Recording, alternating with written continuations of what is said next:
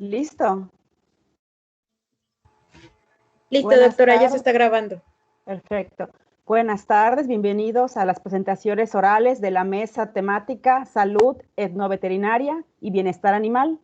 Como primera ponencia tenemos la presentación del doctor Roberto González Garduño con la presentación Comportamiento parasitológico y productivo de ovejas de pelo infectadas con nemátodos gastrointestinales en el periparto. Por favor, doctor. Sí, gracias.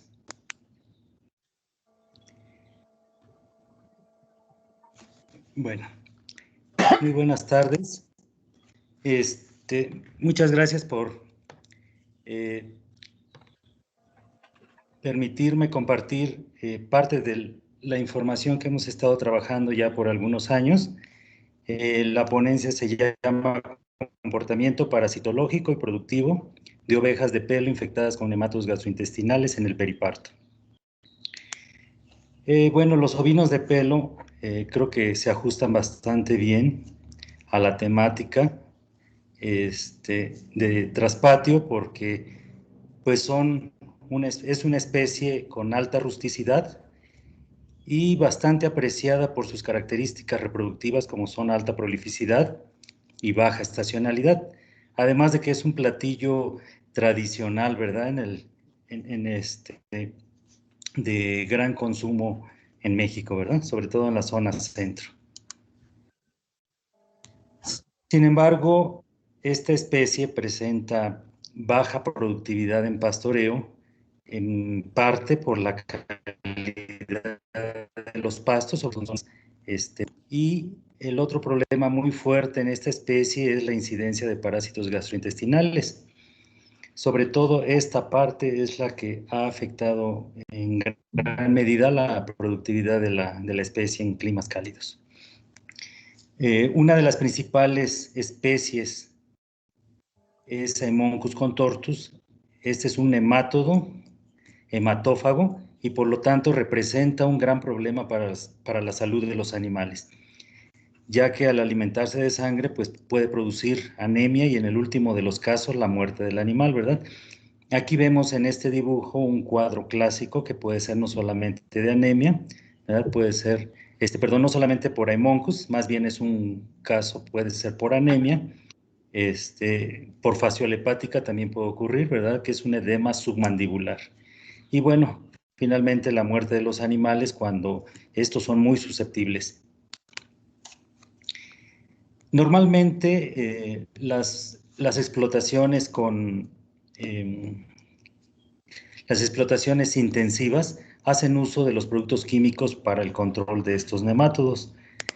Sin embargo, ha habido con el uso constante problemas de resistencia antihelmíntica, es decir, el antihelmíntico no es funcional aun cuando se cambie de familia, ¿verdad? Hay casos en Tabasco, en Veracruz, donde todas las familias de antihelmínticos pues prácticamente tienen resistencia y casi ninguno de ellos funciona, ¿verdad? Por ello es que se han propuesto algunas alternativas. Tenemos en este caso dos grandes grupos de alternativas, tecnologías con el uso de productos químicos y tecnologías sin ellos, ¿verdad? En la tecnología química se recomiendan combinaciones que ya están en el mercado, ¿verdad? Hay bastantes antihelmínticos que ya vienen combinados, rotación de grupos, algunos desparasitantes específicos y actividades de manejo como es ayuno antes de la dosificación, desparasitación selectiva, es decir, solamente aquellos que realmente lo requieren. Y hay otra técnica por ahí que ha sido muy difundida como es la famacha, el color de la mucosa palpebral que vamos a ver enseguida. Dentro de la tecnología no química tenemos el manejo de potreros tratando de evitar la infección de los animales. También tenemos la suplementación alimenticia, incrementando la inmunidad de los animales y permitir un menor impacto de estos, ¿verdad? Por otro lado, la resistencia genética, creo que esta es muy, muy importante, sobre todo en el traspatio. ¿Por qué? Porque tienen, no sé, 5, 10, 15, hasta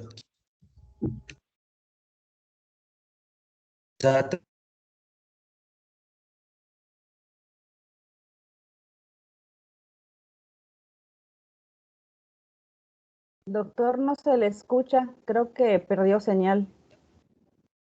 Ya regresó. Sí, perdón, es que mi internet está creo que un poquito fallando. Sí regresó ya.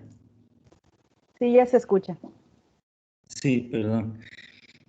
Entonces, la resistencia genética es de gran valor en el traspatio, precisamente porque van a sobrevivir aquellos animales que tienen resistencia y poder mantenerse en el rebaño, ¿verdad? Las vacunas que no han dado el resultado que nosotros esperamos y el control biológico que se ha estado incursionando con algunos resultados satisfactorios. Bueno, aquí tenemos una de las técnicas que se ha utilizado en las últimas fechas.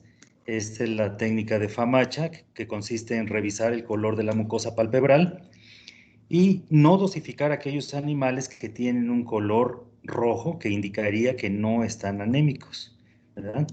Mientras que el caso extremo sería un color pálido, en el que a veces la desparasitación es contraproducente porque se llega a morir el animal. En este caso estamos hablando que tendría un hematocrito del 12% y la mucosa es muy, muy pálida por una anemia muy, muy grave, ¿verdad?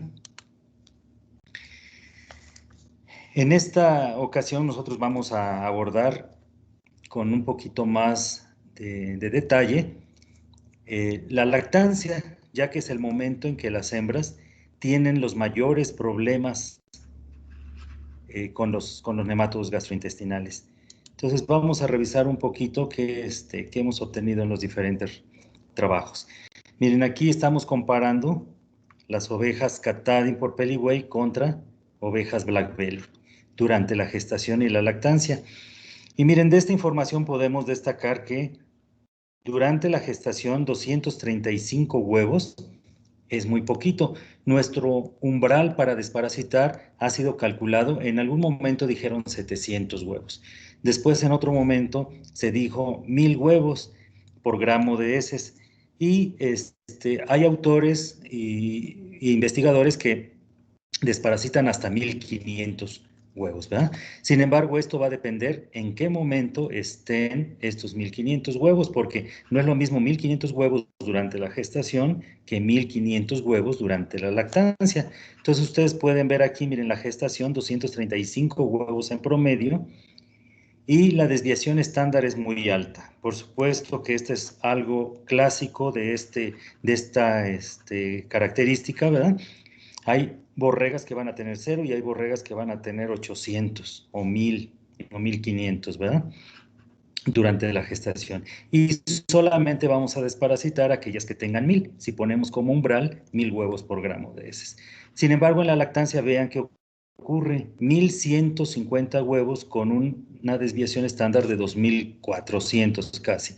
Es decir, estamos hablando que va a haber de 5000, de 7000 y hasta de 8000 o 9000 huevos por gramo de heces, ¿verdad? Esto es para la cruza Catadin por Peliway. Peliway le confiere gran resistencia y entonces ustedes pueden comparar contra Black Belly, ¿verdad? Donde la gestación podemos observar casi 600 huevos, más o menos 900, ¿verdad? Y la lactancia, 2664 más o menos 2043. En algunos casos, las Black Belly se han indicado como raza resistente, sin embargo, en este caso no fue así. Mucho depende del manejo del rebaño, ¿verdad? Del rancho, de las condiciones, también de la cepa de Moncus que se esté tratando, de nematodo gastrointestinal.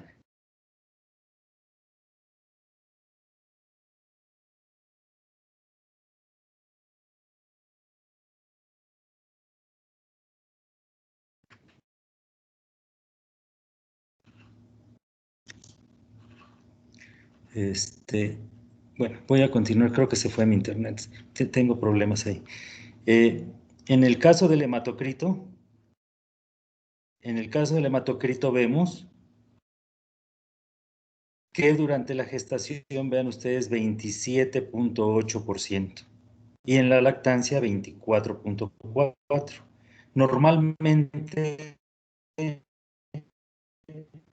la lactancia tenemos una reducción del hematocrito, tan misma de leche que implica un desgaste del animal, como por la infección con nematodos gastrointestinales. En el caso de Black Belly, lo mismo, miren, 25 en gestación, 22 en lactancia.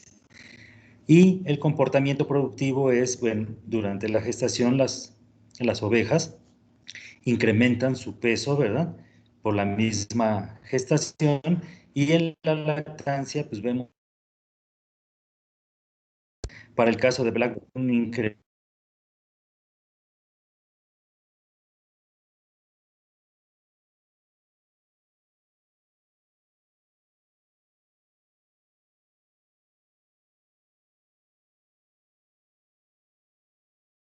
Se le volvió a cortar el internet, doctor.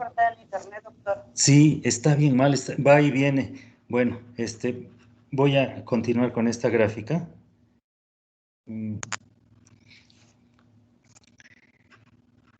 Miren, aquí comparamos las dos razas nuevamente, pero ahora viendo todos los puntos de la gestación y la lactancia.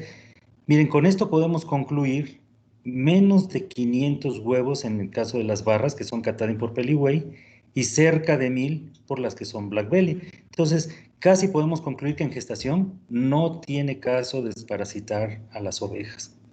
Podríamos hacer una desparasitación selectiva solamente aquella que lo requiera, pero durante la lactancia es otra situación, vean ustedes, ¿verdad? Arriba de 1000 en casi todos los puntos, excepto aquí en caso de Katahdin, al principio, pues no. Entonces, con esta situación nosotros, bueno, aquí mostramos el hematocrito, ¿verdad? En la gestación pues, se recupera el hematocrito está entre 27 y 28%, que es un hematocrito bajo, pero normal, en promedio, ¿verdad? Y durante la lactancia vean ustedes cómo cae el hematocrito, por lo que comentábamos, ¿verdad? El efecto de la lactancia y el efecto de los parásitos gastrointestinales. Del día -15 al día 45 se le conoce como incremento periparto. Al mismo tiempo que se incrementan los conteos de huevos, se reduce, más bien, primero se reduce la inmunidad del animal y se incrementan los conteos de huevos.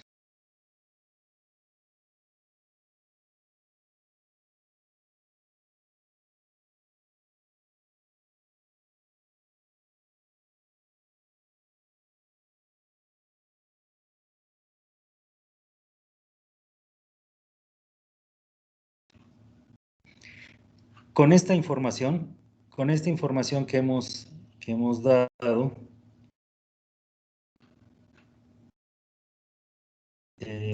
podemos construir este cuadro, miren.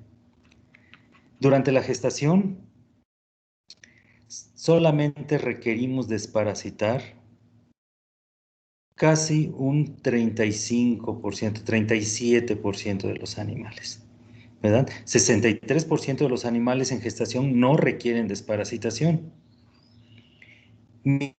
Mientras que en la lactancia, es lo contrario, necesitamos desparasitar el 75% de las ovejas, ¿verdad? Pero un 25% pues, prácticamente no requiere desparasitación. Bien, y con eso llegamos a las conclusiones de que las ovejas de pelo, huevos, después del parto, ¿verdad? En el periparto, lo que implica una alta infección y ocasionan una reducción.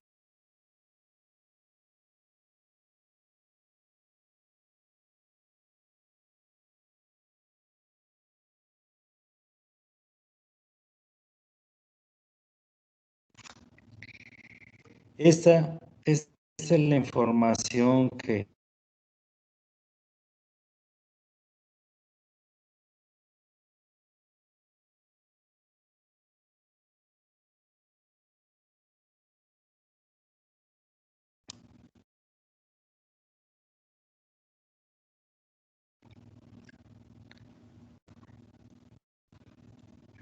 tuve bastantes problemas en el transcurso. Espero que se haya podido escuchar al menos la mayor parte de la plática. No sé si hubiera alguna pregunta. Tenemos espacio para una pregunta. Si alguien quiere hacerle una pregunta al doctor González Garduño o escribir en el chat.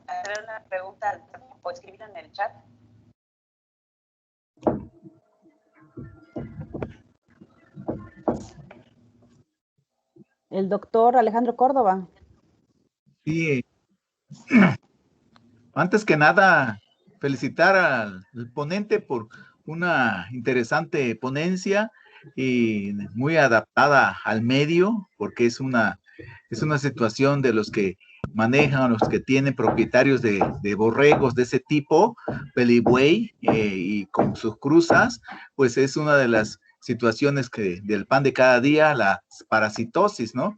Y nada más tenía una pregunta, si han medido efecto de las parasitosis en algunos otros parámetros, por ejemplo, reproductivos.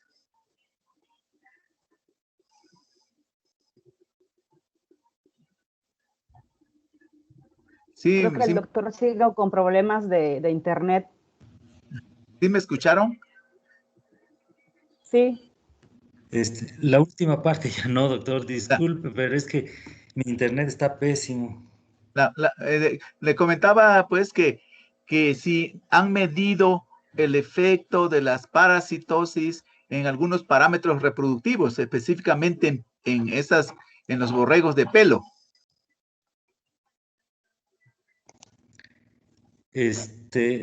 Efecto reproductivo, ¿verdad? Sí, de algunos que afecten algunos parámetros, como dijo que son prolíficas las ovejas de pelo, pero que con las parasitosis, ¿hay algún efecto sobre esos parámetros? Mire, sobre los parámetros productivos sí, sí hay unos efectos bastante claros. Incluso nosotros siempre recomendamos una especial atención durante la lactancia porque las ovejas se ponen en riesgo, ¿no? Ahí, pues de la madre y de la cría. Entonces, esa es la pérdida más grande que hubiera. En cuanto a los efectos reproductivos, afortunadamente la raza es muy, muy prolífica y yo creo que no se ha notado esto. Es interesante porque habría que medir qué tanto sin parásitos y con parásitos se afecta esto. Yo no tengo datos, normalmente no me he dedicado a la parte reproductiva, pero sí es un planteamiento muy interesante. Sí. Y no Gracias. tengo respuesta. Sí. Agradecemos al doctor Roberto González Garduño y damos paso al doctor Alejandro Córdoba Izquierdo, quien presentará la temática anticuerpos contra leptospirosis en vacas lecheras y parámetros reproductivos. Ok. Voy a compartir pantalla.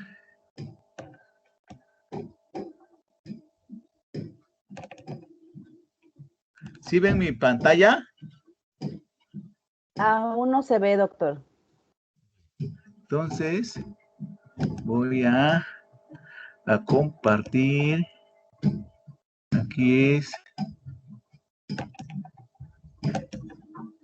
Ajá. Ahí. ¿Se ve? Todavía no se ve la presentación. Vamos a ver la presentación. Bueno, aquí está. Este tengo que dar en compartir pantalla, ¿no? Sí. Sí, aquí, pero no me deja. Aquí está. Ahí está ya. Ahí está. Todavía no se ve. A ver, sí, ya se ve. Nada más póngale modo presentación, por favor. Y ahí. Ahí va. Ahí va. ¿Ya? Ahí está. No modo presentación. Listo, doctor. Listo. Ya puede comenzar. Ok. Bueno, pues muchas gracias por permitir y compartir esta pequeña presentación de algunos datos que tenemos. Nosotros aquí en la Universidad Autónoma Metropolitana, Unidad Xochimilco, hemos estado trabajando aspectos reproductivos, parámetros reproductivos en diferentes especies y algunas enfermedades reproductivas que se le llaman, ¿no? En este caso, pues vamos a mostrar algún datos que obtuvimos de la presencia de anticuerpos contra leptospirosis en vacas lecheras y cómo se afectan los parámetros reproductivos. Se sabe que la leptospirosis es una zoonosis muy importante, dado que nosotros como los seres humanos pueden ser contagiados con esta enfermedad, con la leptospirosis, producto de tener contacto o de consumir productos de origen animal, en este caso de vacas, la leche o sus productos que no hayan sido, diríamos, procesados adecuadamente, podemos obtener. De tal manera que es una enfermedad zoonótica de gran importancia en salud pública y de ahí, pues, la hace que los gobiernos de los países de todo el mundo deben de tomar en cuenta esta enfermedad para diríamos, construir programas para su control e incluso su erradicación. Sin embargo, es una enfermedad mundialmente establecida que ha causado muchos problemas en la producción animal, en la salud pública. En la producción animal, una de sus características es el aborto. El aborto cuando ya la gestación en las vacas está avanzada, y si la gestación de las vacas dura 9 meses y está por ahí del tercer, ya casi llegando a término, los 6, 7 meses, pues imagínense la gran pérdida que tienen los productores al perder el producto ya casi cuando se va a lograr, ¿ok? Entonces, se sabe, se han estudiado muchas variedades de esta bacteria, de esta leptospirosis, de esta leptospira, y de tal manera que hay una infinidad de especies, como podemos mencionar la Interrogans ajaryo, que es una de las que más se ha encontrado en la Universidad Autónoma Metropolitana de Xochimilco. Afortunadamente se dispone de un laboratorio que ya hace muchos años que ha estado trabajando en cuestiones de la identificación de anticuerpos, el diagnóstico de esta enfermedad de leptospirosis en diferentes especies. De tal manera, pues, que se sabe que principalmente en la Interrogans ajaryo bovis es la que va a causar, diríamos, problemas en las unidades de producción animal. Principalmente se ha visto que estas en unidades de producción animal intensivas, donde, por ejemplo, las unidades de producción animal productoras de leche especializadas, ¿sí? En las unidades, en las zonas de nuestro país, por naturaleza, productores de leche, pues tienden a tener problemas de este tipo, ¿sí? Es de una distribución mundial y en México se sabe que en todo el territorio mexicano existe esta enfermedad. De tal manera que, pues, que uno de sus problemas que decíamos es el aborto y por lo tanto, pues, afecta la productividad de la ganadería y entonces, pues, los productores, los veterinarios y todos los actores que están involucrados en la unidad de producción animal y en la ganadería, se debe de poner cartas en el asunto para diagnosticar a tiempo y poner las medidas necesarias para evitar esta patología en la unidad de producción animal. De tal manera, pues, que se genera infertilidad, ¿sí? Hay aumentos en los parámetros reproductivos, como por ejemplo los días abiertos, el intervalo entre parto, que son parámetros de gran importancia económica para el productor, ¿sí? Entonces, se sabe, y todos los productores lo saben, que las vacas, su regla es, dado su ciclo reproductivo, tener una cría cada año. Si esto no está sucediendo, va a haber pérdidas para el productor y normalmente, pues, se tienen que revisar todos los puntos que podrían estar afectando esa no cumplir con una cría al año por vaca, ¿okay?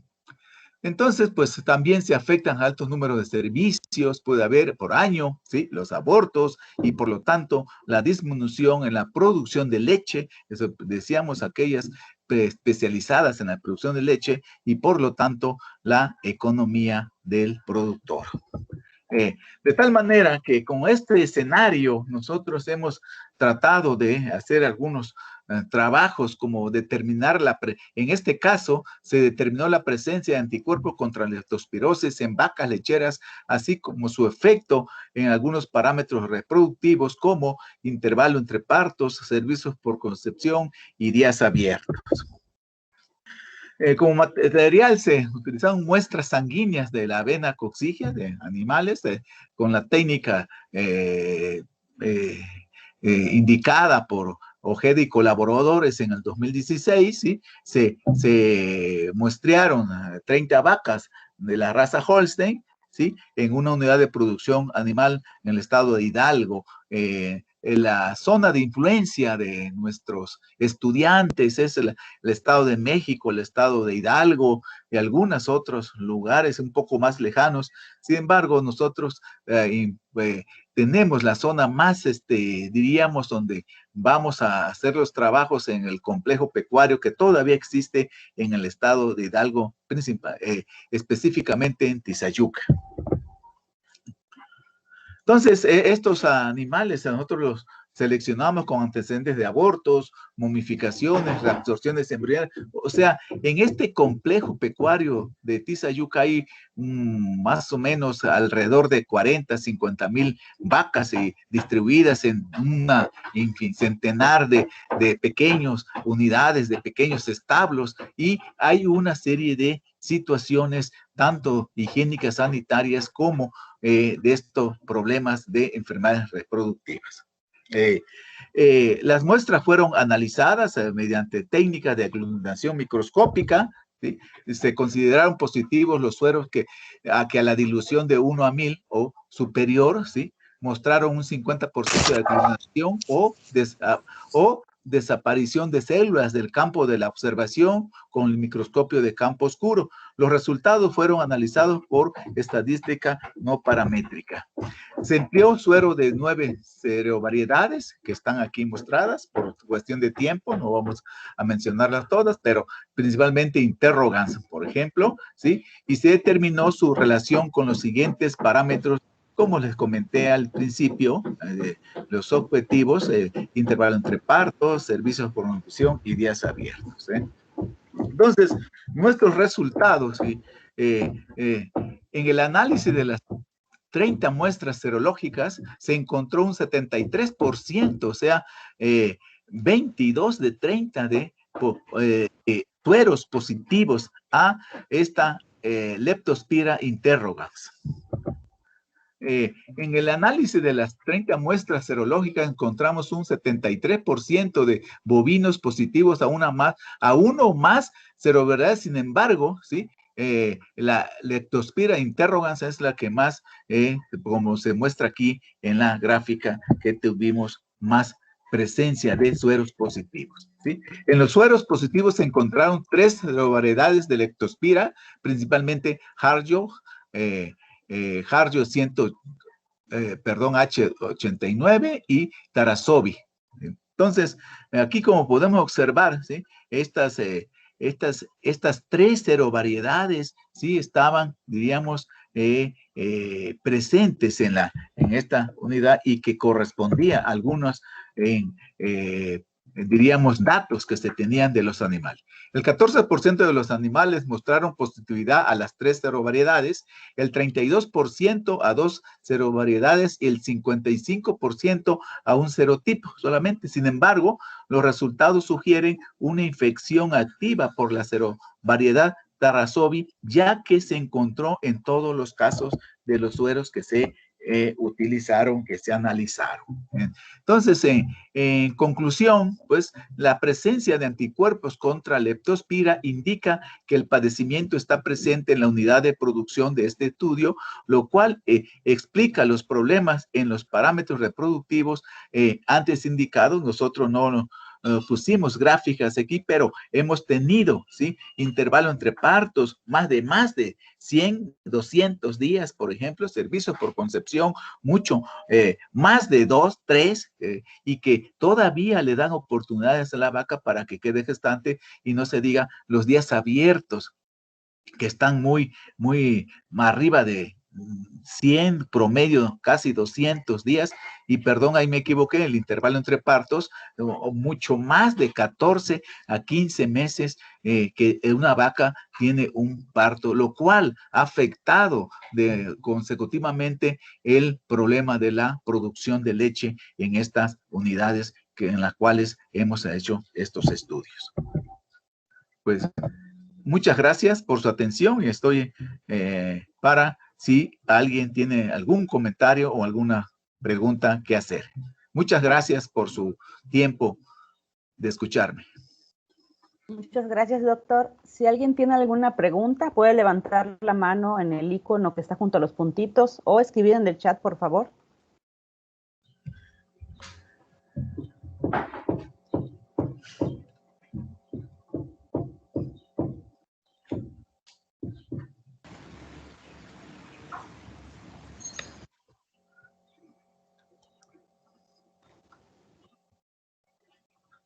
Al parecer no tenemos preguntas, doctor. Le agradecemos su interesante ponencia y le damos paso. Sí, sí, doctor. Muchísimas gracias y pues ojalá una pregunta quería hacerles. ¿Este foro se lleva cada año o cada cuánto? ¿Sabe usted?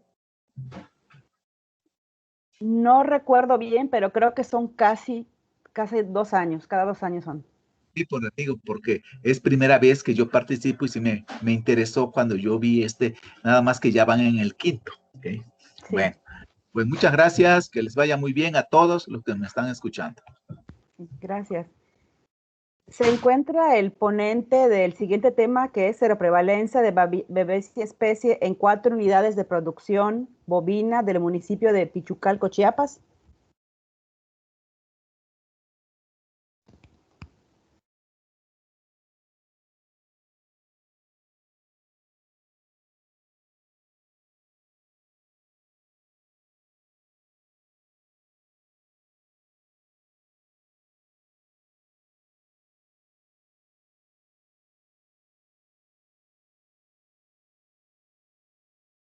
De entre los que están participando, sí se encuentra la persona que va a exponer la temática de las 530, seroprevalencia de babesia en 4 unidades de producción bovina.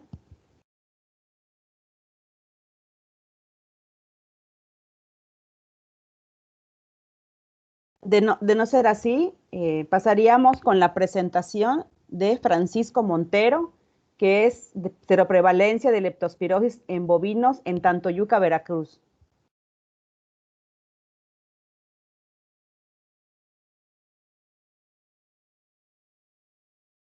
Sí, bueno, ¿me escuchan? Sí, eres Francisco Montero. Sí, yo soy Francisco Montero.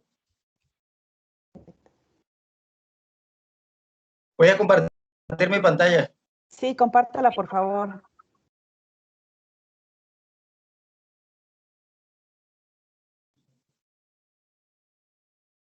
En un momento. Pues la pantalla, ¿no?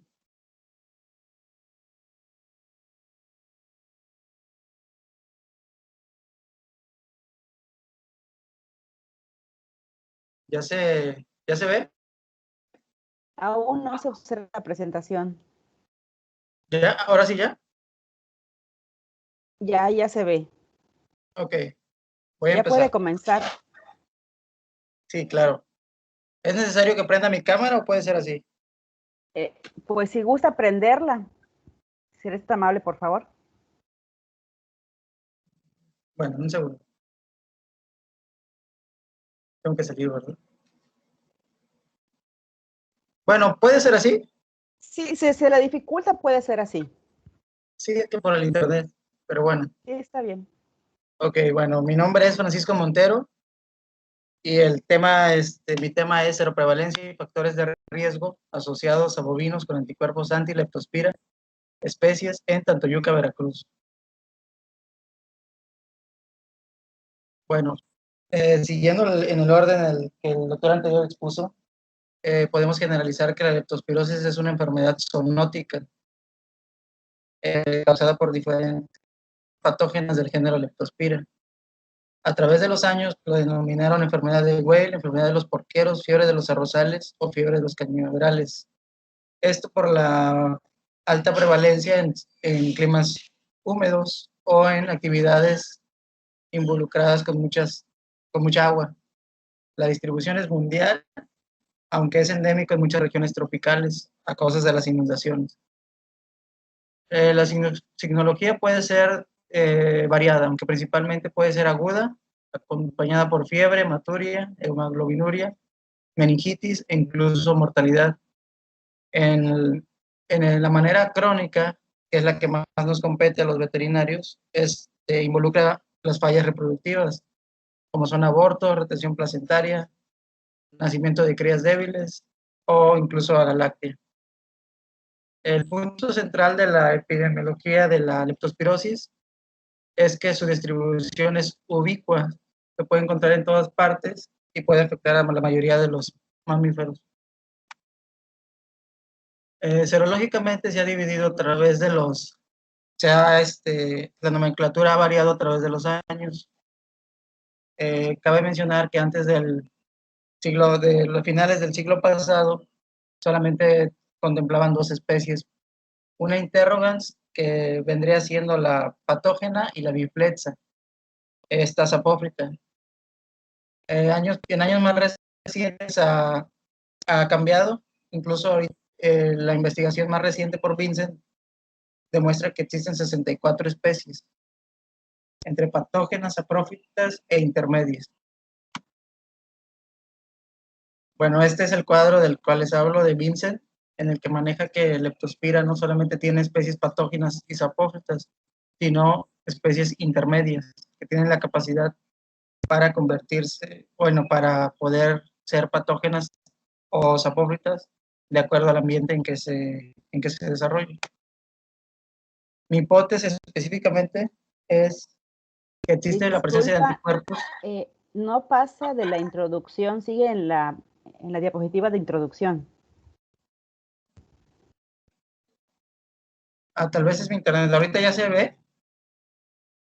No, se sigue viendo la de introducción. Ok, permíteme. ¿Ya no se ve? Sigue igual. Sí, no ha cambiado. Okay. Voy a dejar de compartir y compartiré otra vez. Sí.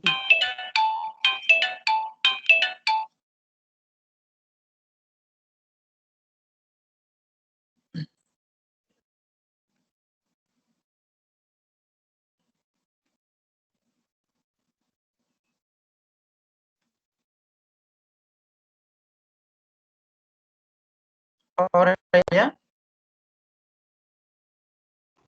Aún no se proyecta la presentación. Creo que ya va. Ya se ve la hipótesis. Ok. Bueno, ¿es necesario que me regrese los puntos anteriores? Puedes continuar ahí. Ok. Bueno, mi hipótesis es que existe presencia de anticuerpos anti-leptospira en bovinos de Tantoyuca, así como que la presencia de perros y gatos dentro de las unidades de producción, además de los ratones, son considerados factores de riesgo. Mi objetivo general fue determinar la seroprevalencia e identificar los factores de riesgo asociados a bovinos con anticuerpos anti-leptospira. Específicamente, determinar la seroprevalencia de anticuerpos anti-leptospira, determinar la frecuencia de los serovariedades de leptospira e identificar los factores de riesgo. Bueno, el estudio lo realicé en el municipio de Tantoyuca, Veracruz. Fue un estudio epidemiológico de tipo observacional transversal. Si puedes cambiar a la siguiente diapositiva. Yo creo que se te queda atorada en la misma. Ok.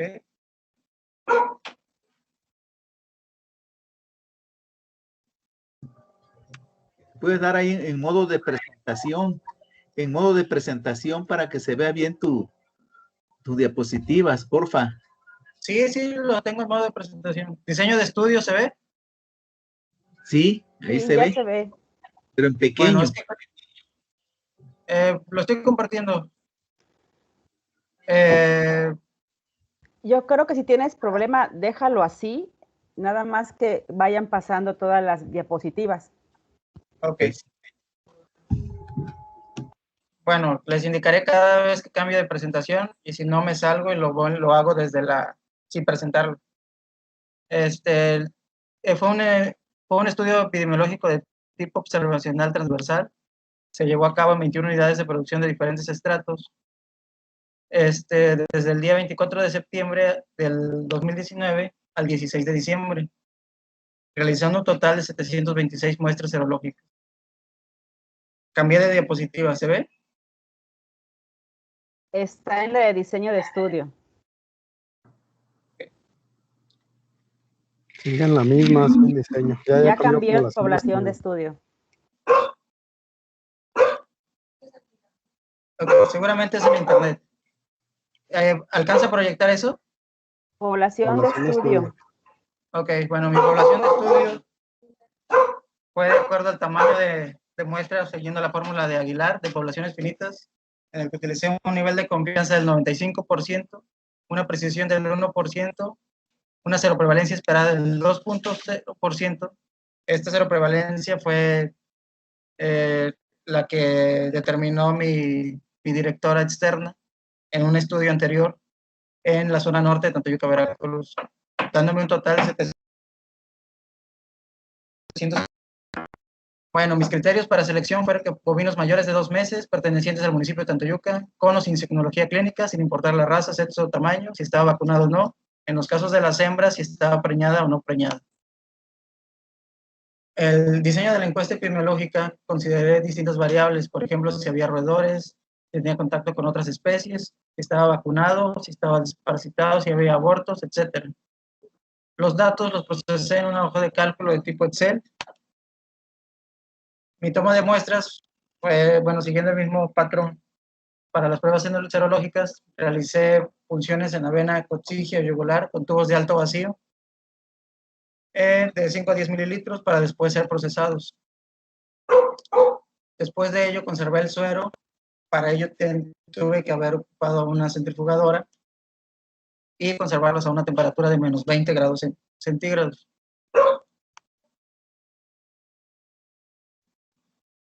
Bueno, el diagnóstico de laboratorio lo realicé en la Universidad Veracruzana, en el laboratorio de la posta zootécnica, y utilicé la prueba de microaglutinación. Las 5 cepas que utilicé para mi panel de control fueron cepa Jarrio-Pragigno, la M84, y la que considero más importante porque fue la que fue descubierta en el mismo laboratorio y por ende son las que están más cercanas a mi ciudad, fue la Jarrio-Bos Primigenius taurus, seguida de la Moca 45M, Cal 7M. El análisis epidemiológico lo desarrollé utilizando la fórmula de Thursfield, en donde divido el número de animales rectores entre el número total de animales muestrados. Esto utilizando el programa Minitab. Los factores de riesgo los calculé desarrollando la relación de proporciones o razón de momios. Como se consideraron a veces dos variables asociadas, se realizó un estudio de regresión logística binaria con el mismo programa Minitab, con la finalidad de observar interacción entre más variables. Mis resultados. ¿Sí me escucha? Sí, te Sí, sí, escuchamos te bien. escuchamos. Ok, perfecto. Bueno, encontré una seroprevalencia general en todo el municipio de 41.1%, siendo contando cada unidad de producción con al menos un animal seropositivo. Por lo tanto, puedo decir que la seroprevalencia por unidad de producción es del 100%, siendo la unidad de producción Alta Rosa 2 la de mayor seroprevalencia, con un 70%.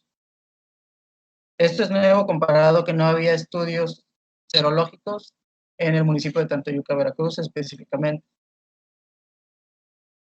De acuerdo a las cepas que les mencioné de mi panel de control, la serovariedad Harjo Bos Primigenius Taurus, que fue la descubierta en el laboratorio de la posta zootécnica, fue la que tuvo mayor seroprevalencia, con un 25.48%, seguida de la Sergeroe con un 8.95%. Bueno, las seroprevalencias de acuerdo a la convivencia con ratones en comederos, perros y gatos en corral y la presencia de restos placentarios es la siguiente. Para la presencia de ratones en comedero tuve una seroprevalencia de un 39.31%. Para la presencia de perros y gatos en corral de 40.4%. Para la presencia de restos placentarios de perros y gatos dentro de la misma unidad de producción fue de 40.7%. Es importante mencionar que aunque sean seroprevalencias altas, en el análisis de regresión logística no representaron una razón de momios mayor a 1, por lo tanto no se pueden considerar factores de riesgo.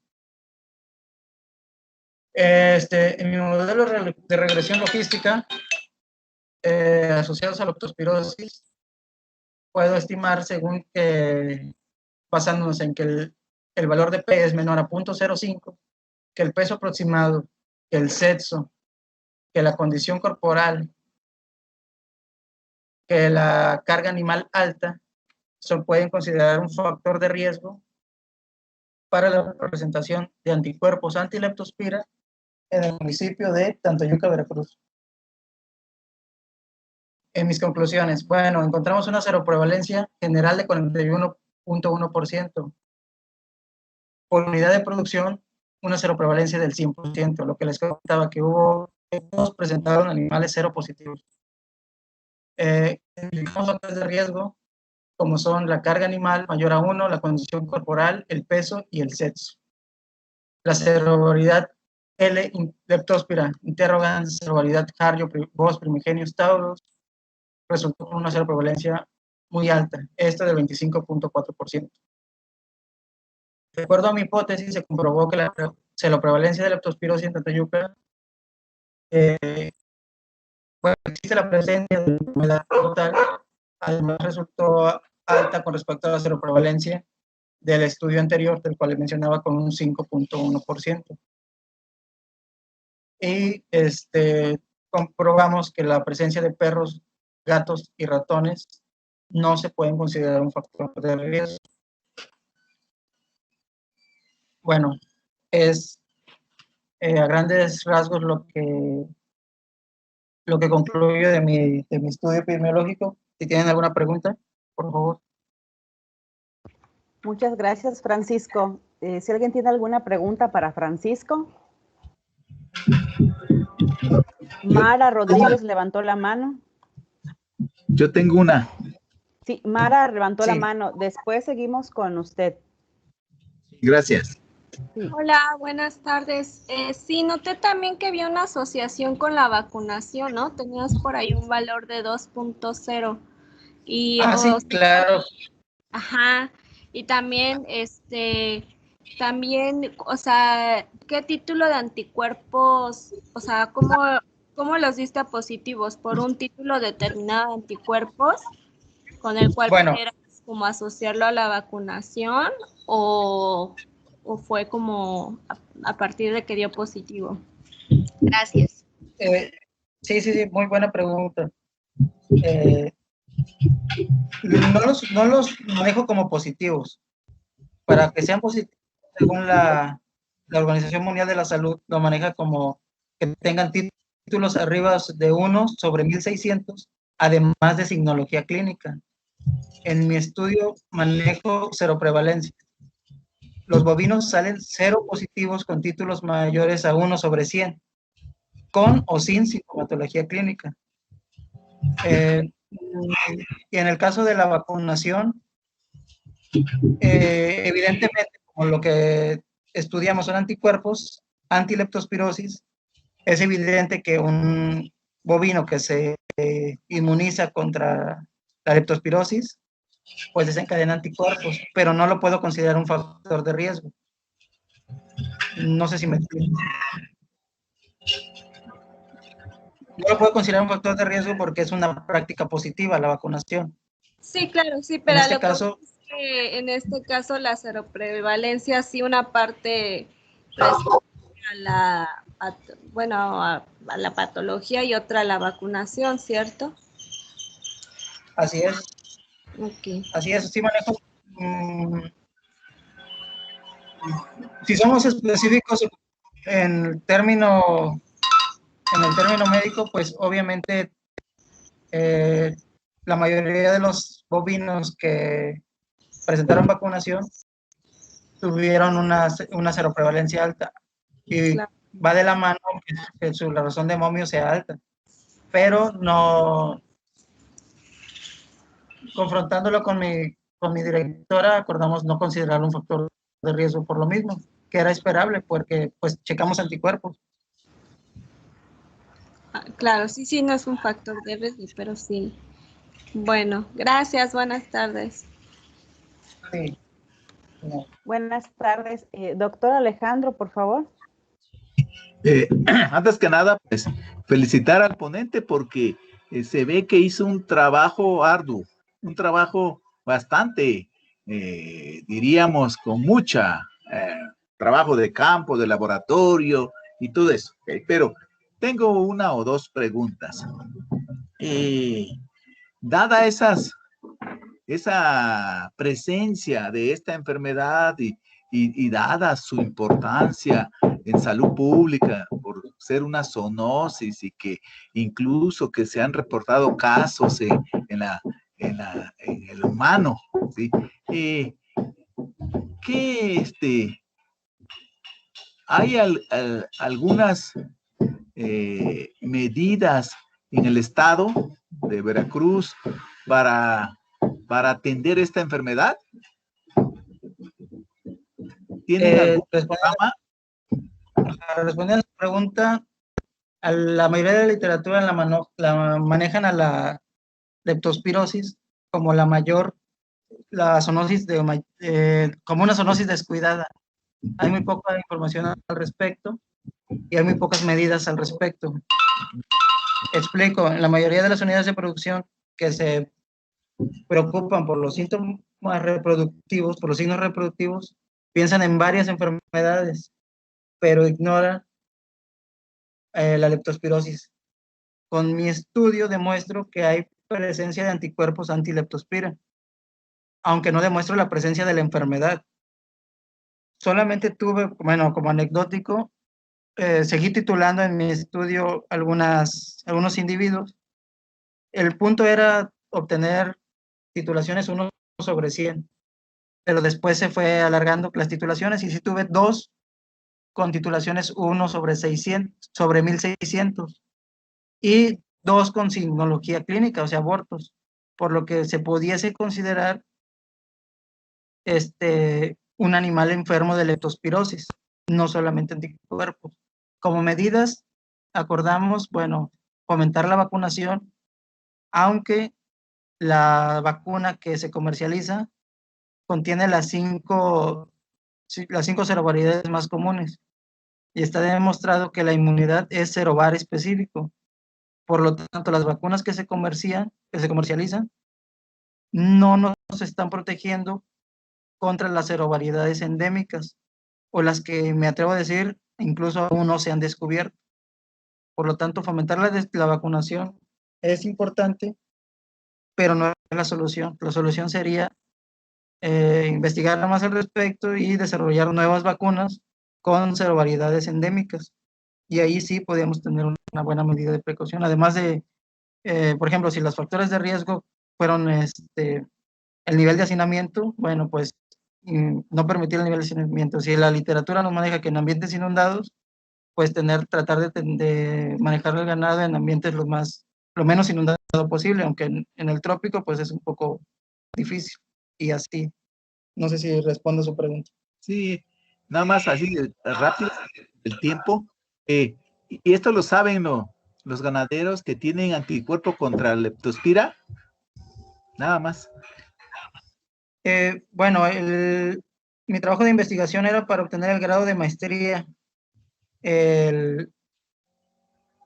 Como parte de esto es exponer a los ganaderos que sus unidades de producción tuvieron anticuerpos antileptospira. Es el siguiente paso después de mi investigación. Ok. Muchas gracias, ¿eh? Sí, de nada. Muchas gracias por la interesante presentación, Francisco. A continuación, sí, dime. Gracias. Sí. Gracias a todos. Sí. A continuación tenemos la ponencia Seroprevalencia de Babesia especie en 4 unidades de producción bovina del municipio de Pichucalco, Chiapas. Se encuentra el ponente.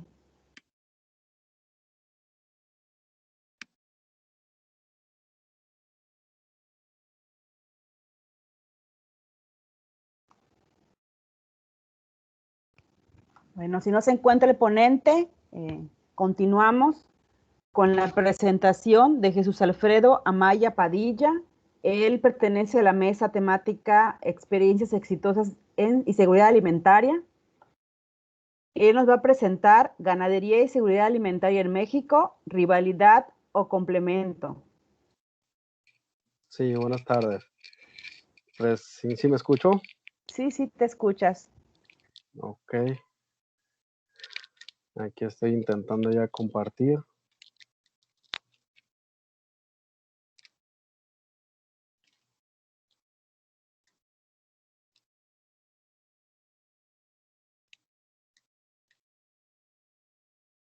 ¿Ya se ve mi presentación?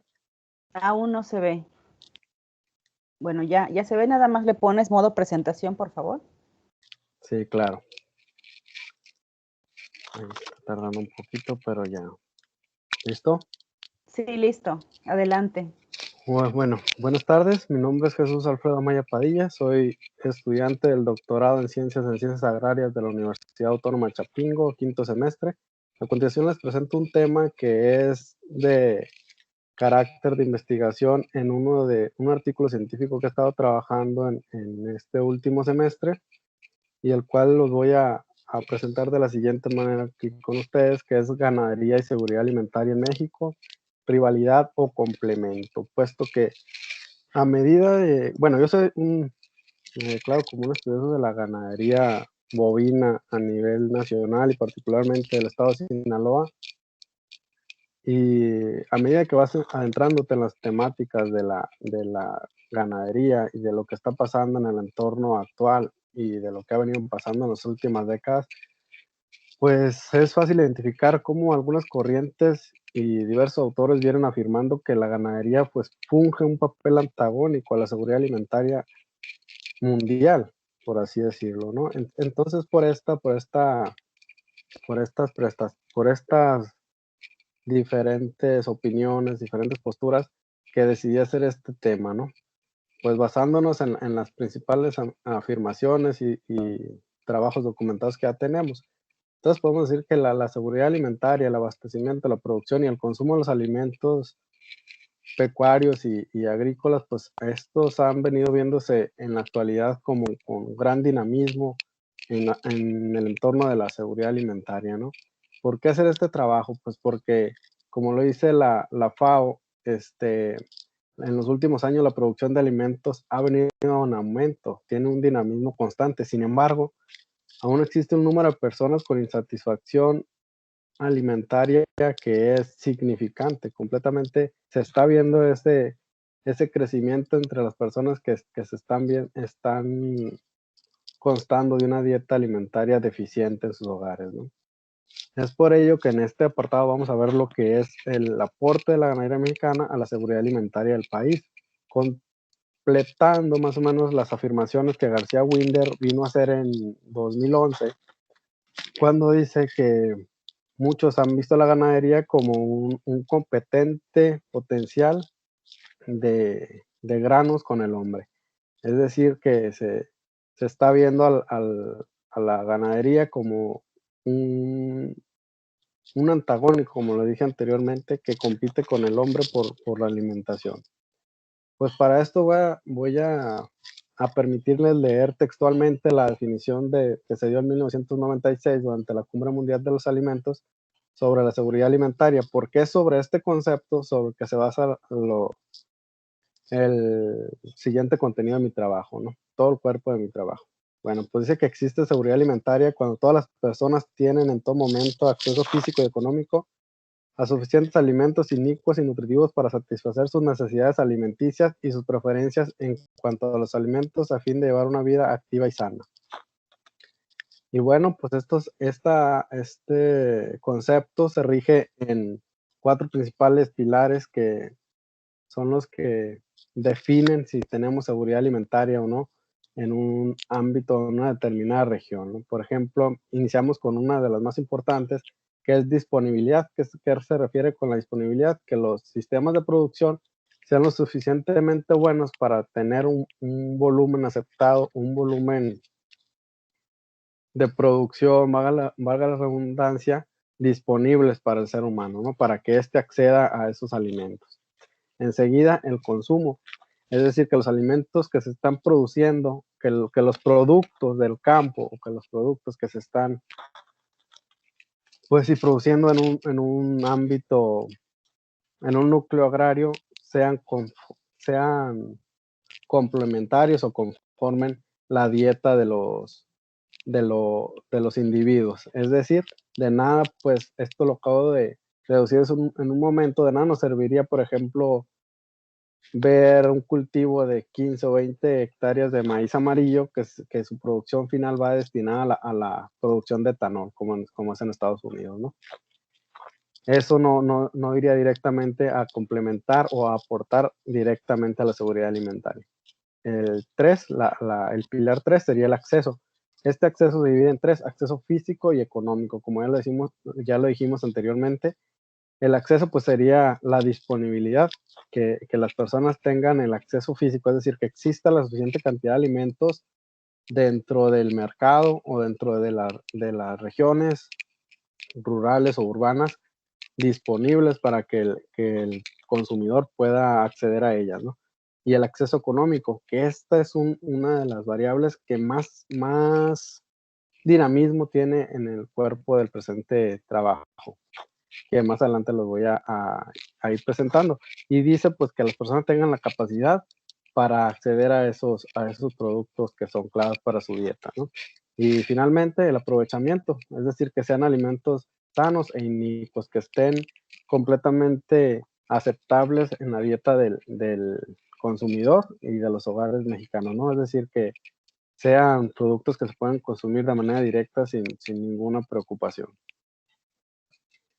Bueno, pues para la realización de este trabajo tuvimos como material y métodos el principal objetivo, que fue comparar, describir e inferir el papel de la ganadería en la seguridad alimentaria del país a 3 sexenios presidenciales de la apertura comercial, periodo comprendido de 1994 al 2012.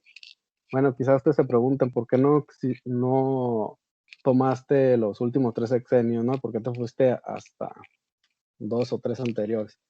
Pues esto es con la finalidad de describir cómo se ha venido favoreciendo o afectando la temática de la seguridad alimentaria ante una apertura comercial.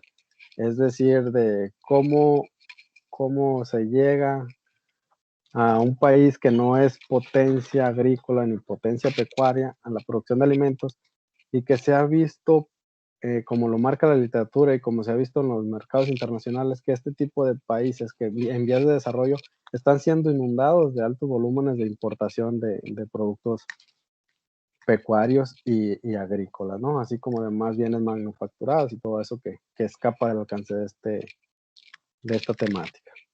Bueno, pues para ello se empleó el modelo lineal general, un análisis multivariado de varianza MANOVA con comparación multidimensional.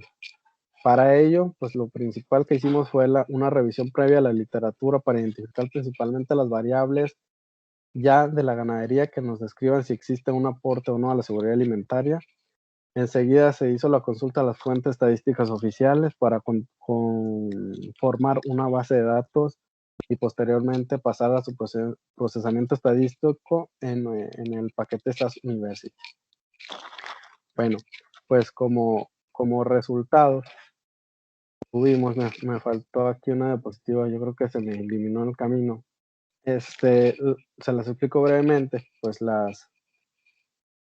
las principales variables que obtuvimos a la revisión de la literatura fue la población ganadera, es decir, el número de cabezas conformado por el número de cabezas de cada especie cada especie analizada, ¿no? Sería prácticamente el hato ganadero, el análisis del hato ganadero. Y la producción, pues son las miles de toneladas de los diferentes alimentos que se analizan aquí, principalmente de la carne de bovino, porcino, caprino y bovino lo tomamos como una misma especie para que alcanzara a pintar entre los datos, dada su baja producción comparada con las demás. El pollo, el ganado lechero y el ave de postura, que es la gallina. El consumo nacional aparente se compone principalmente de lo que es la producción nacional menos las exportaciones, más las importaciones que se reciben de cada producto. El precio de los alimentos, pues este es el precio en dólares, pero el precio que se estaba en cada uno de los años analizados durante el periodo. Y la disponibilidad, pues como les decía anteriormente, es el número de kilogramos por persona que existen al año. Es decir, el per cápita de cada alimento, ¿no? Y la balanza comercial, pues es la diferencia de las exportaciones menos las importaciones. Pues a continuación vemos cómo en la mayoría de estas variables demostraron una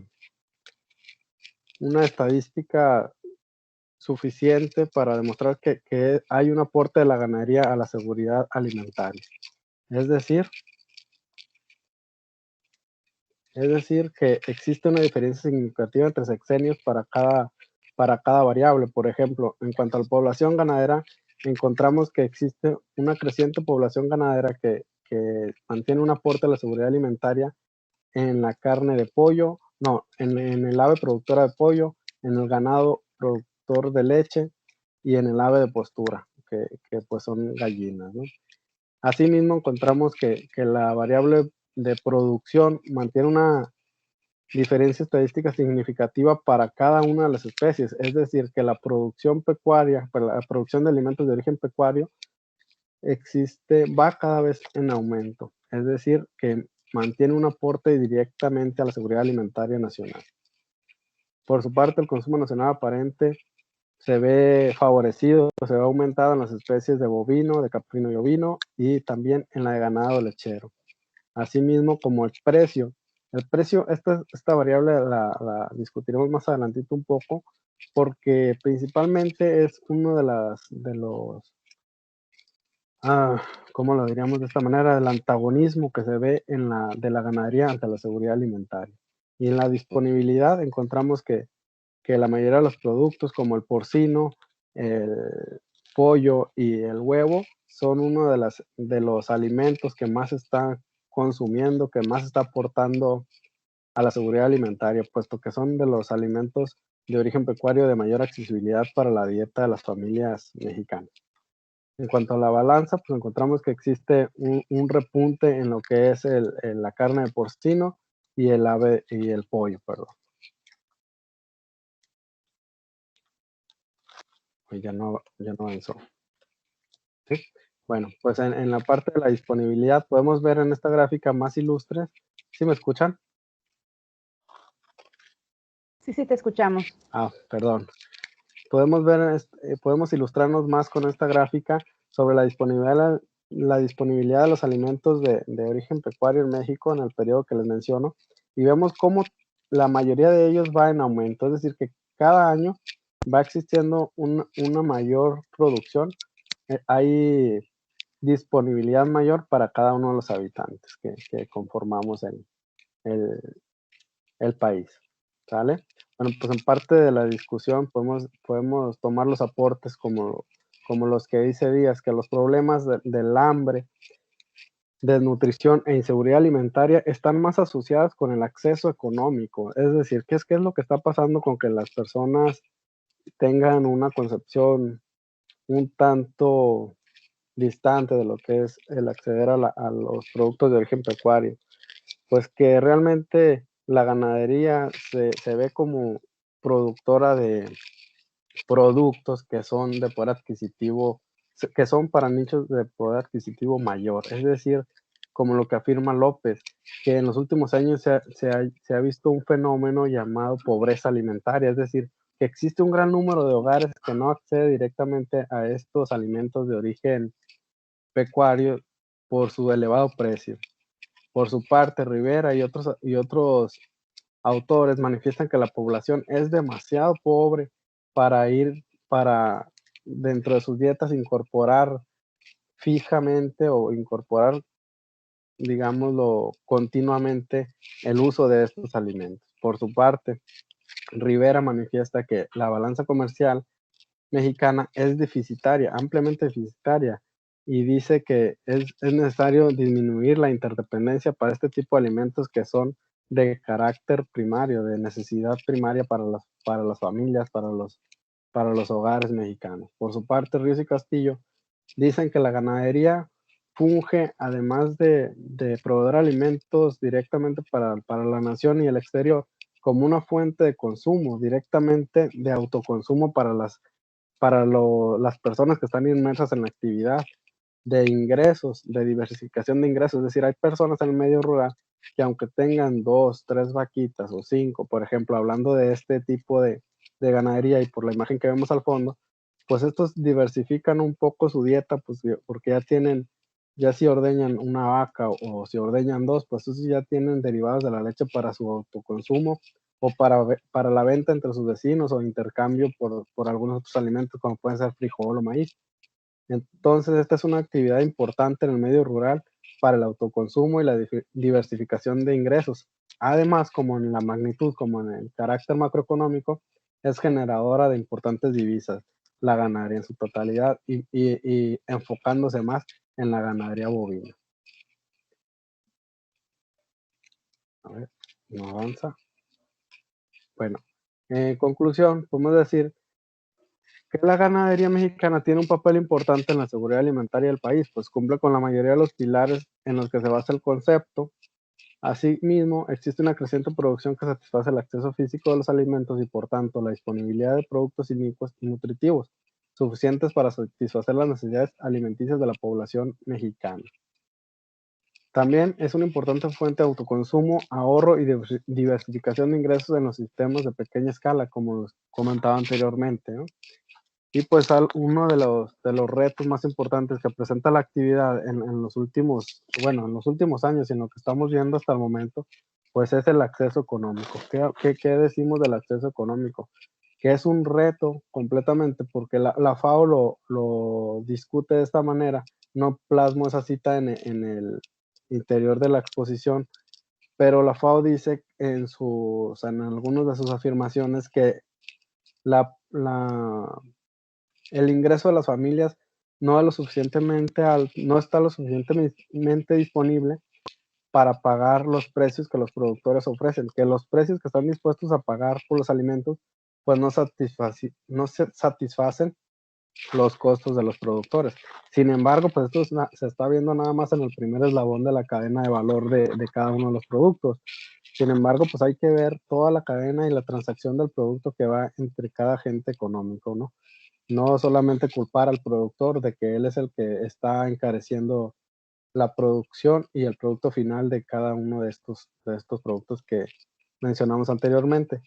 Y entonces el acceso económico, pues ese sí lo veríamos como un pequeño antagónico de la ganadería en la seguridad alimentaria. Sus costos elevados o los costos que no son prácticamente un tanto bajos como podría ser en el caso de otros alimentos como arroz y demás productos que están incorporados en la dieta diaria de las familias, pues ese sería el caso que presenta la ganadería, ¿no?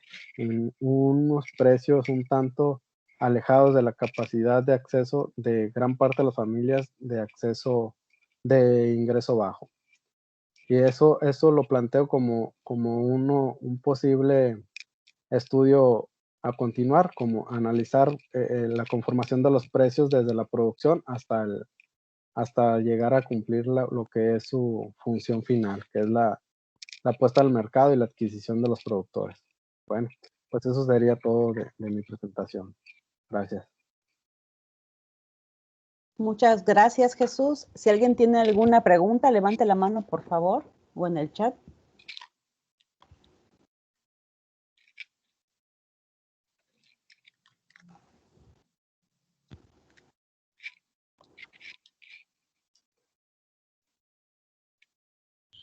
Juan Salazar tiene una pregunta. Sí, por favor. Me perdí un poquito en la disponibilidad y tal vez el acceso de los alimentos de origen pecuario a pequeña escala. Y si me perdí ahí, sería esta situación antagónica que observamos de la ganadería a la seguridad alimentaria en cuanto a el acceso económico. También sería el mismo caso para los productos que se generan en ganadería a pequeña escala. Bueno, es que si me permito contestar la pregunta, no sé si me escuchan, que estaba teniendo hace ratito un problema con el audio. Sí, adelante. Lo que, como lo comentaban en el cuerpo del trabajo, pues la disponibilidad es prácticamente el número de kilogramos, por ejemplo, hablando de la carne de bovino, el número de kilogramos disponibles para cada persona a lo largo del año. Esa es la disponibilidad como conforme la variable de estudio, ¿no? Según la literatura analizada y las fuentes encontradas. Sin embargo, en el medio rural, pues esto es con la fin de podernos brindar un panorama, ¿no? Pues no porque digamos que hay 18, 19 kilos de carne de bovina disponibles para cada uno de nosotros, pues es obligatorio que lo vamos a consumir. Luego, pues difícilmente sería de esta manera, porque algunos ni siquiera alcanzan a llegar a este tipo de acceso de alimentación, otros abusan demasiado de ese poder. Los gustos y preferencias pues aumentan y tienen variación con la capacidad de acceso a los alimentos, de mayor ingreso, ¿no? Algunos estudios demuestran que en cuanto mayor sea el ingreso de las familias, tienden a cambiar sus hábitos alimenticios, a demandar un mayor número de proteína animal.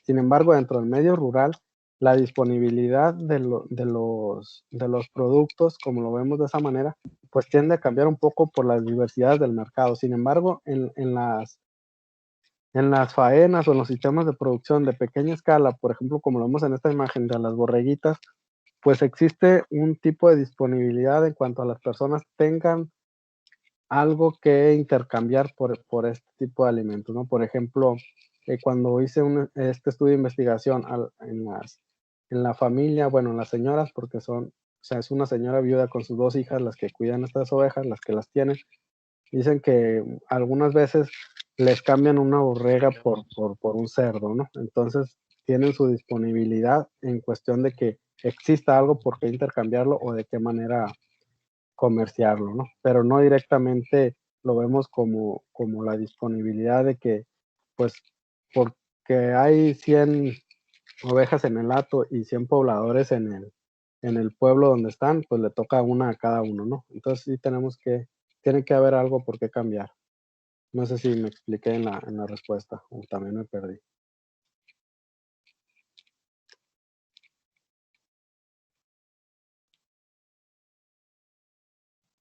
Sí, nada más era sobre los precios de los alimentos de origen pecuario, de la manera formal que los conocemos, son, decías una de tus conclusiones, inaccesibles o muchas veces muy elevados para una buena parte de la población. Y esto es antagónico a la ganadería, por ese lado es antagónico a la seguridad alimentaria, por el acceso elevado, digamos, El el precio económico. por el exceso Ajá. económico. Entonces, Sí, esta misma característica, este mismo rasgo se ve también en la producción de pequeña escala, donde no hay intermediarios, donde no hay esos eslabones que podrían encarecer esos productos a pequeña escala? Ya, perfectamente, ahora sí me entendí. No, claro que no. Por ejemplo, si alguien dentro del mismo poblado recurre a comprar una de estas ovejas, pues no va a obtener el mismo precio que directamente si va y lo compra en una carnicería, aunque sea del poblado más cercano. ¿Por qué? Porque al comprar directamente con el productor, pues existen un número de infinito de factores en los que el productor comercializa sin ni siquiera conocer sus costos de producción, por ejemplo, ¿no?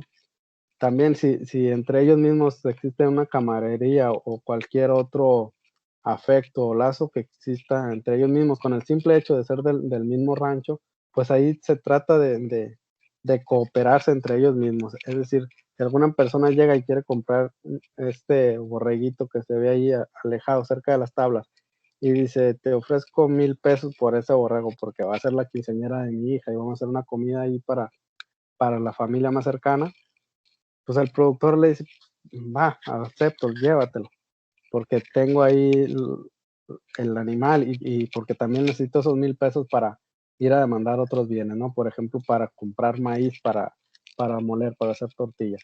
Sin embargo, si este borrego ya se lo llevó un intermediario y le dieron una parte de recría en algún otro rancho y después de ese rancho se lo llevaron a un rastro, lo mataron y lo llevaron a una carnicería, pues ya está lejísimos de encontrarse en esos mismos 1,000 pesos que se lo dieron el productor al consumidor final.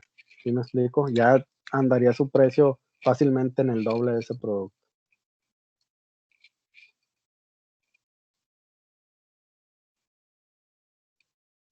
Gracias por la respuesta. De nada, con gusto. Te voy a leer unas últimas 2 preguntas en el chat, ya para finalizar tu participación. Francisco Javier González Reyes te comenta que ¿en qué año creció más la ganadería y por qué sucedió? Pues eso es en qué año creció más la ganadería, pues sería necesario encontrar cuál de las especies me pregunta, ¿no? Porque si lo vemos de una manera única, complementaria de la ganadería en todas las especies, pues no encontramos directamente una variación significativa. Por ejemplo, la ganadería de ave, por ejemplo, productora de carne, y la de ganado lechero y la ave de postura han crecido significativamente en los 3 sexenios evaluados. Sin embargo, la que más creció en ese sexenio fue el ave productora de carne, es decir, el pollo. Sin embargo, la población de bovinos se mantuvo completamente, casi sin variación. Por ejemplo, estuvo un poquito al alza y a la baja, pero si seguimos una línea de tendencia, se mantuvo. Entonces, la respuesta sería que depende más de cada una de las especies evaluadas. La última pregunta la realiza Jesús Guerrero Ramírez. Él comenta, ¿qué es más importante para ti? ¿La seguridad alimentaria, la agricultura o la ganadería? Pues sin embargo, son tres preguntas, 3 opciones que están ligadas entre sí, ¿no? Perdón, pero me confundí. ¿Qué es más importante para ti para la seguridad alimentaria? ¿La agricultura o la ganadería? Ya. Bueno, y conforme íbamos por donde mismo. Dice una frase o un dicho que existe entre los productores ganaderos, que antes de ser ganadero tienes que ser agricultor, ¿no?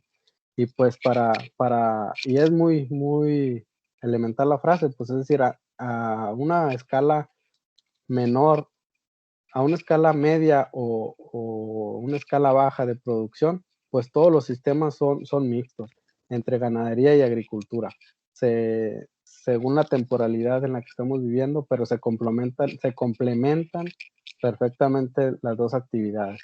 En algunos sistemas de producción hasta no se podría entender, esa es la respuesta, no se podría entender la ganadería sin la agricultura, pero son un complemento del sistema.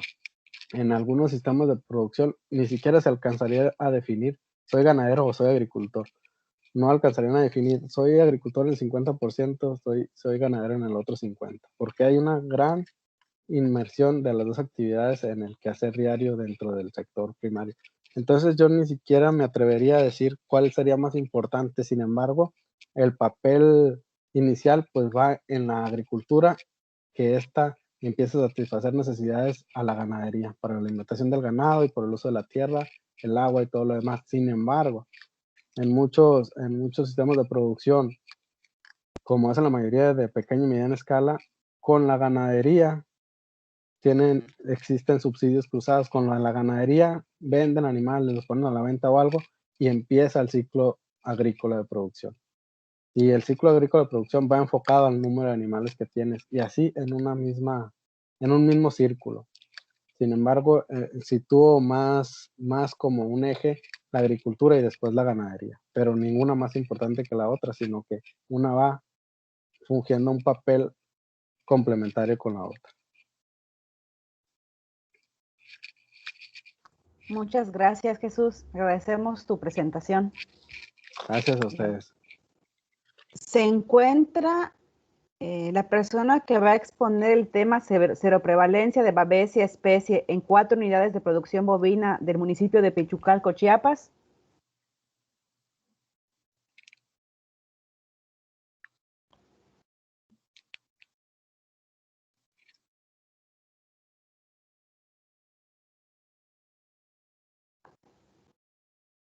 Bueno, si no se encuentra, vamos a dar por terminada la sesión de la mesa temática Salud Etnoveterinaria y Bienestar Animal, así como también la ponencia de la mesa temática Experiencias Exitosas y Seguridad Alimentaria, agradeciendo la participación de todos los ponentes por interesantes temáticas.